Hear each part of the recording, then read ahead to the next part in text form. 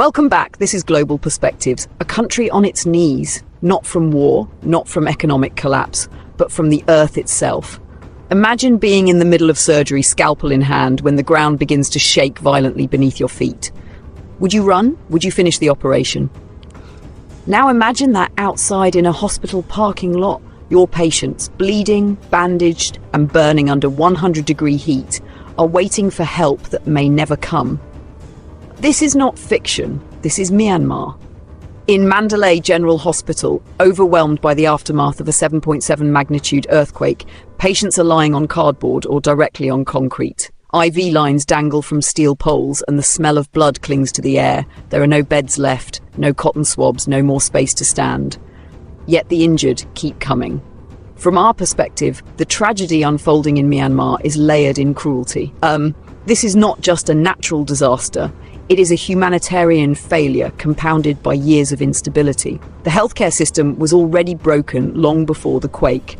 Doctors and nurses have been targeted by a regime that sees their care as an act of resistance. And now those very professionals are sacrificing sleep, safety, and their own families to keep strangers alive. Take Dr. Kiao Zin, a surgeon who hasn't heard from his own parents since the quake. He worries about them constantly but refuses to leave his post. "I have to save lives here first," he said. This is the perspective of a nation in crisis and of a people who, despite all odds, choose compassion over fear. But we have to ask, in a world where disasters can strike at any moment, how prepared are we when the very systems meant to save us have already collapsed? Drop your thoughts in the comments below. What role should international aid play in nations with unstable governments? And how can we ensure help reaches those who need it most?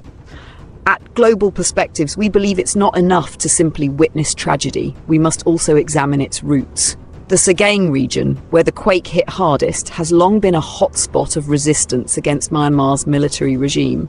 And now, infrastructure damage is making it even harder to reach communities already struggling with war and displacement. This disaster is more than just statistics. It's about the people who suffer in silence, the doctors who work until their hands bleed, and the children now growing up under tents beside shattered homes and silent hospitals. It's about perspectives that never make it to the front page, until now. So here's our takeaway. Disasters don't discriminate. But the systems responding to them often do. Whether through lack of supplies, political bias, or international silence, aid often arrives too late or not at all. We need to rethink how we mobilize care in politically fragile zones. We need stronger, smarter systems that center humanity, not power. And finally, a question to carry with you. When the next quake hits, anywhere in the world, will we respond with urgency or excuses? This is Global Perspectives. For more stories that cut past the noise, visit our channel. Like, comment, subscribe, and hit the notification bell. Stay aware, stay empathetic, stay prepared.